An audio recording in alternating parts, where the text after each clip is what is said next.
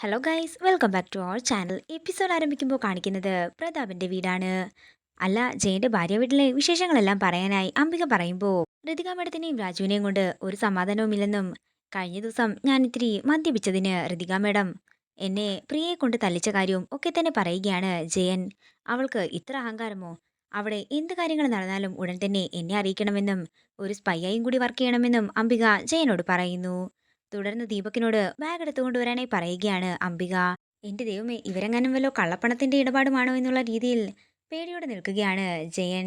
അതേസമയം ദീപക് മുറിയിലേക്ക് ചെല്ലുകയും ആ തോക്ക് ഒരു ടർക്കിയിൽ പൊതിഞ്ഞ് ബാഗിലേക്ക് വെച്ചതിന് ശേഷം അതിന്റെ കൂടെ കുറച്ച് ഫയലുകൾ കൂടി വെച്ച് അംബികയുടെ കയ്യിലേക്ക് കൊണ്ടു കൊടുക്കുകയാണ്. തുടർന്ന് അംബിക ആ ബാഗ് ജയനെ ഏൽപ്പിച്ചതിന് ശേഷം ഇത് നാളെ ഓഡിറ്ററിനെ ഏൽപ്പിക്കാനുള്ളതാണെന്നും തൽക്കാലത്തേക്ക് ജയന്റെ വീട്ടിലിരിക്കട്ടെ എന്ന് പറഞ്ഞ് അത് കൊടുത്ത് ജയൻ അവിടെ നിന്ന് പറഞ്ഞു വിടുന്നു. അങ്ങനെ ജയൻ പോയതിനു ശേഷം പൊട്ടിച്ചിരിക്കുന്ന അംബികയും ദീപകിനെയുമാണ് കാണിക്കുന്നത്. പിന്നീട് കാണിക്കുന്നത് രാജുവിന്റെ വീടാണ്. തിരക്കിട്ട അടുക്കള ജോലിയിലായിരുന്നു ഋതിക. അതേസമയം പ്രിയ അങ്ങോട്ടേക്ക് ചെല്ലുകയും ജയനെ കൈകാര്യം ചെയ്യാനായി ധൈര്യം കൊടുത്തതിന് നന്ദി പറയുകയും ചെയ്യുന്നു. സത്യത്തിൽ ജയേട്ടനൊരു പാവമാ പ്രിയച്ചി. പിന്നെ ജയേട്ടൻ നന്നാകാൻ വേണ്ടി മാത്രമാ ഞാൻ ഇന്നലെ അങ്ങനെയൊക്കെ ചെയ്യാൻ പറഞ്ഞത്. പക്ഷെ പറഞ്ഞതിന്റെ കുറ്റബോധം മുഴുവൻ എനിക്ക് ഇപ്പോഴും ഉണ്ട്. പക്ഷേ ജയേട്ടനെ ഒരു പാഠം പഠിപ്പിക്കണമെങ്കിൽ ഇതൊക്കെ പറ്റുമെന്നും ഋതിക പറയുന്നു. സംസാരിച്ചുകൊണ്ടിരിക്കുന്ന സമയത്താണ് രാധമ്മ അടുക്കളയിലേക്ക് വരുന്നത്. ആഹാ, ഇതെല്ലാം വേവിക്കാൻ വെച്ചോ? എന്നാലേ ഒരു ചമ്മന്തി കൂടി അരയ്ക്കണം. തേങ്ങയെല്ലാം ഞാൻ പൊട്ടിച്ചു തരാം തന്നെ ചിരണ്ടാനായി.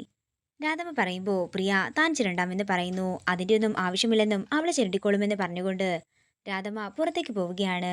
അല്ല ഋതികെ, അമ്മ വഴക്കു പറയാൻ മറന്നുപോയെന്ന് തോന്നുന്നെന്ന് പ്രിയ പറയുമ്പോൾ അതെ, മറന്നു കാണുമെന്ന് ഋതികയും പറയുന്നു. അങ്ങനെ ഋതിക തേങ്ങ ചിരണ്ടിക്കൊണ്ടിരിക്കുന്നതിൻ്റെ ഇടയ്ക്ക് പെട്ടെന്ന് തന്നെ ചിരവ് തട്ടി ഋതികയുടെ കൈ മുറിയുകയാണ്. കരഞ്ഞുകൊണ്ട് തന്റെ വിരൽ പിടിച്ചു നിൽക്കുന്ന ഋതികയാണ് കാണിക്കുന്നത്. അയ്യോ, നന്നായി മുറിഞ്ഞല്ലോ. വെള്ളം കുടിക്കാൻ പറഞ്ഞുകൊണ്ട് പ്രിയ ഋതികയ്ക്ക് വെള്ളം നൽകുന്നു. അതേസമയം അടുക്കളയിലേക്ക് വരുന്ന രാധമ്മ ഋതികയുടെ കൈ മുറിഞ്ഞത് കണ്ട് ഞെട്ടലോടെ നിൽക്കുന്നതാണ് കാണിക്കുന്നത്. എന്റെ മോളെ ഒരുപാട് മുറിഞ്ഞല്ലോ എന്ന് പറഞ്ഞുകൊണ്ട് ഋതികയുടെ കൈ പിടിച്ച് കഴുകിപ്പിക്കുകയാണ് രാധമ്മ. മോൾക്ക് ഇതുപോലെയുള്ള ജോലികൾ ചെയ്യാൻ ഇഷ്ടമുള്ളതുകൊണ്ടാണ് ഞാൻ പറഞ്ഞത്. ഇനി മേലാൽ ഇങ്ങനെയുള്ള ജോലികളൊന്നും ചെയ്യേണ്ടെന്ന് പറഞ്ഞുകൊണ്ട് രാധമ്മ ഋതികയെ വഴക്കു പറയുന്നു.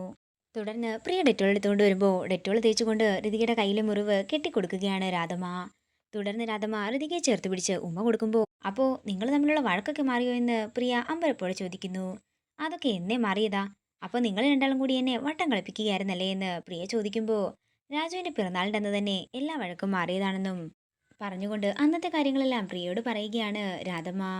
പിന്നീട് കാണിക്കുന്നത് സന്തോഷത്തോടെ ഇലയിൽ ചോറ് പൊതിയുന്ന രാധമ്മയും ഋതികയുമാണ്. പിന്നീട് കാണിക്കുന്നത് അവര് ആ ചോറും കൊണ്ട് ശ്രീലക്ഷ്മിയുടെ അടുത്തേക്ക് പോകുന്നതാണ്. തുടർന്ന് അയൽപക്കത്തെ വീടിന്റെ പുറകുവശത്ത് പോയിരുന്ന് രാധമ്മ ശ്രീക്ക് ചോറ് വാരി കൊടുക്കുന്നതാണ് കാണിക്കുന്നത്. സന്തോഷത്തിന്റെ ഭാഗമെന്നോണം എല്ലാവരും ചേർന്ന് സെൽഫിയും എടുക്കുന്നു. പിന്നീട് കാണിക്കുന്നത് അംബിക കൊടുത്ത ബാഗുമായി പ്രതാപന്റെ വീട്ടിൽ നിന്നും ഇറങ്ങുന്ന ജയനെയാണ്. അതേസമയം പോലീസുകാർ നിൽക്കുന്നത് കണ്ടുകൊണ്ട് കള്ളപ്പണം എന്തെങ്കിലും ആകുമോ ബാഗിൽ എന്ന് സംശയിച്ചുകൊണ്ട് അവരുടെ മുമ്പിൽ നിന്ന് പരിഭ്രാന്തിയോടെ നിൽക്കുകയാണ് ജയൻ. ഇത് കണ്ടുകൊണ്ട് ഒരു പോലീസുകാരൻ ജയനെ തന്റെ അടുത്തേക്ക് വിളിപ്പിക്കുന്നു. അല്ല, താൻ എന്താടോ ഇങ്ങനെ നിന്ന് വട്ടം തിരിയുന്നതെന്ന് പോലീസുകാരൻ ചോദിക്കുമ്പോൾ അത് പിന്നെ ഞാനിവിടുത്തെ അംബിക വർമ്മയുടെ പി എ ആണെന്നും കാക്കി കളർ കാണുമ്പോൾ എനിക്ക് പണ്ടേ പേടിയാ, അതുകൊണ്ടാ എന്റെ മുഖത്ത് പരിഭ്രാന്തി എന്നും പറഞ്ഞുകൊണ്ട് ജയൻ അവിടെ നിന്ന് പോകുന്നു.